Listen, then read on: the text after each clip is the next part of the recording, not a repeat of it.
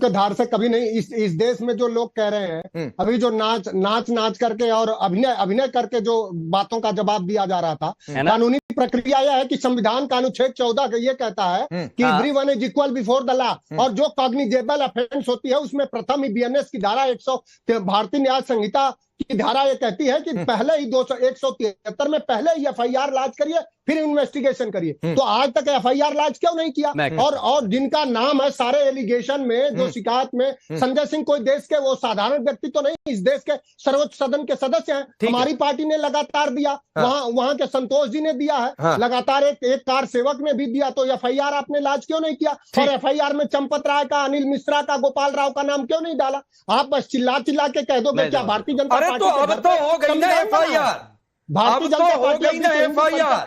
चंपत राय से बहुत शिकायत थी, चले तो गए ट्रस्ट से बाहर।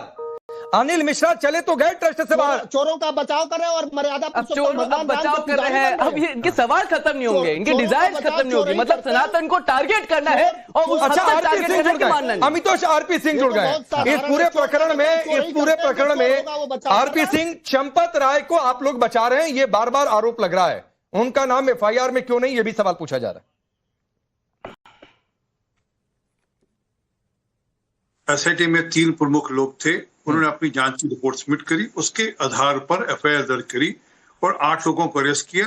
और मैं फिर आपके चैनल पे आज रिपीट करके कह रहा हूं, जो भी और अधिकारी हो चाहे वो कर्मचारी हो, जो भी दोषी होगा उसके खिलाफ कार्रवाई होगी और जो सख्त से सख्त सजा बन सकती होगी बीएनएस की धाराओं के अंतर्गत, उनको वो सजा दी जाएगी। कोई बख्शा नहीं जाएगा। सनातन के नाम पर किसी ने अगर कोई गड़बड़ करी है उसको बख्शा नहीं जाएगा। परंतु मैं एक निवेदन करना चाहता हूँ, इनसे पूछिए, ये आज तो राम कितनी बात कर रहे हैं, इनके 2 हमारे प्रवक्ता बैठे सपा और कांग्रेस के, इनके 2 शीर्ष नेता कब जाएंगे राम मंदिर मत्था देखने के लिए?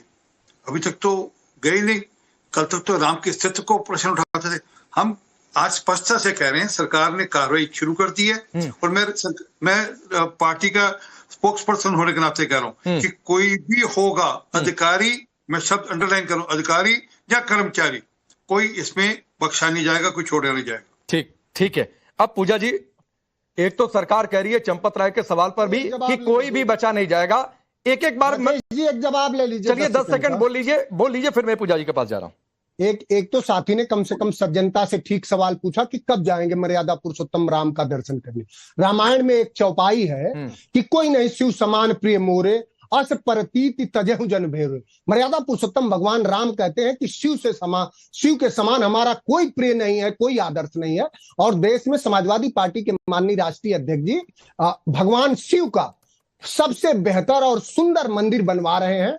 इटावा में मंदिर बन रहा है, वो मंदिर जैसे चालू कर दिया आपने, कंप्लीट हो जाएगा, उसका संकल्प लिया गया है, जैसे कंप्लीट हो जाएगा आप सब आइए, शिव भगवान का दर्शन करिए और फिर हमारे राष्ट्रीय अध्यक्ष जी मर्यादा पुरुषोत्तम भगवान राम का के लिए क्या करेंगे? और सबसे बड़ा पापी तो आप एप्स्टाइन फाइल का पाप कैसे धोगे? आप एप्स्टाइन फाइल का पाप कैसे धोगे? जो मंदिर जा पाते आरपी सिंह जो दुनिया भर के बेटियों का चिथड़ा नोचा, उसके दोस्त है तुम्हारे दोस्त। यही कंसर्न है आपका। सबसे बड़े आप पाप कैसे दोगे? पुरुषोत्तम भगवान पौराणिक राम के चंदा चोरी करने वाले आरपी सिंह अपना पाप कैसे दोगे? देखने में दिक्कत हो रही है, अपना पाप कैसे दोगे? दिक्कत हो रही है क्योंकि आपके पाप आपके सामने खड़े हैं। राम का चंदा चोरी करने वाले, बच्चों को जिंदा जला देने वाले, अब सुनिए,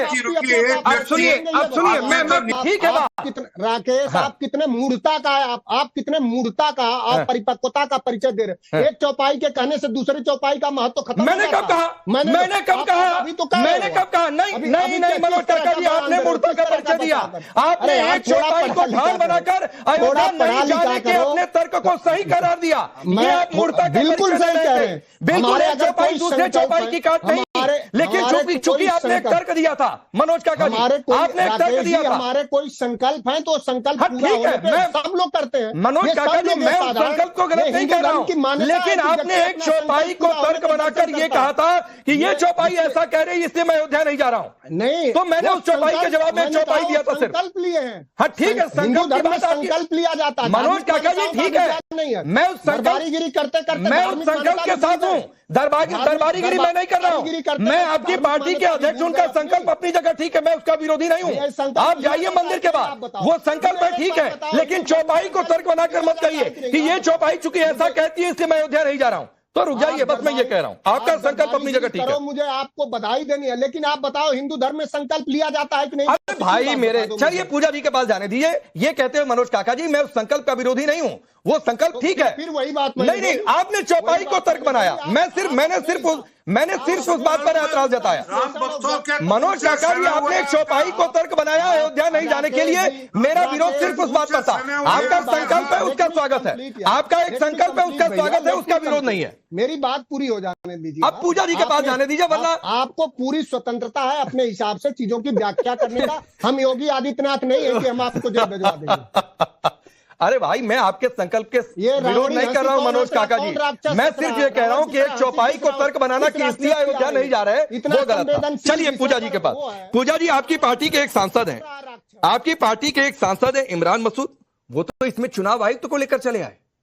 मैं तो कह रहा हूं अब तक तो सवाल फिर भी ठीक लाइन पर थे कि इसमें ज्ञानेश कुमार का नाम होगा, कहां जा रहे हैं आप लोग? फिर इसीलिए लोग सवाल पूछते हैं कि ये पॉलिटिक्स हो रही है। राकेश जी, क्या ज्ञानेश कुमार जी इस ट्रस्ट के सदस्य नहीं है, मनोनीत सदस्य? अभी चौपाई पे बहुत बात हो रही थी, तो मुझे एक बात बता दीजिए, आप लोग ज्यादा विद्वान लोग हैं, कि कौन सी चौपाई में लिखा है कि राम के नाम की चंदे की लूट हो जाए, कि राम के नाम का चंदा आप अपने घर ले जाए? क्योंकि 8 महीने से जो चल रहा था, अंधा बांटे रेवड़ी घड़े खराना खाए, बंदर बाट चल रही है। और आपको लगता है टिन्नू मुन्नू चुन्नू मुन्नू की भी ये औकात थी, ये इतनी हैसियत थी कि वो 200 करोड़ का चंदा चोरी कर ले? जो काउंटिंग कर रहे थे उनकी इतनी हैसियत थी कि 200 करोड़ का चंदा चोरी कर ले, जो आभूषण चढ़े हैं, जो शिला चढ़े हैं, वो सारी चोरी कर ले।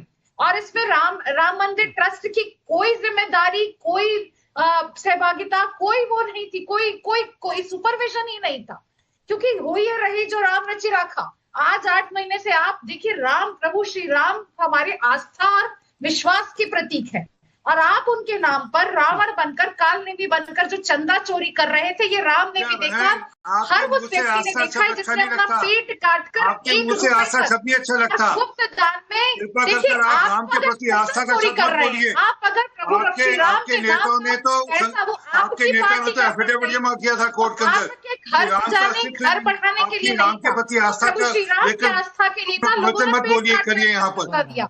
और आज जब उस चंदे की चोरी हो रही है, और चंदे की चोरी क्यों, मैं नृपेंद्र मिश्र के लैंग्वेज में बात करूं तो चंदे के डाका हो रही है, तो आपने ये छोटे मोटे लोगों पर 8 FIR कर दी। राम मंदिर ट्रस्ट के बड़े सीनियर लोगों का नाम अभी तक SIT, पहली बात कोई आधिकारिक स्टेटमेंट है? इतनी बड़ी आस्था की चोरी हुई है, विश्वास की चोरी हुई है, सिर्फ ये पैसों की चोरी नहीं हुई है, पर अभी तक कोई सार्वजनिक स्टेटमेंट नहीं आया है कि इन लोगों ने इस्तीफा दे दिया। इस्तीफा क्यों, इस ट्रस्ट को भंग क्यों नहीं किया गया? इन लोगों पर कार्यवाही क्यों नहीं की जा रही है? क्यों नहीं लोगों की जिम्मेदारी सुनिश्चित की जा रही है? और हर बात पे आप ये कह देंगे कि कांग्रेस और सपा ये कहती है, इन्होंने तो ये किया था। राजीव गांधी ट्रस्ट को कब बंद कराएंगे आप, पूजा त्रिपाठी जी? आप राजीव गांधी ट्रस्ट को कब बंद कराएंगे जिसने विदेशों से पैसा लिया है?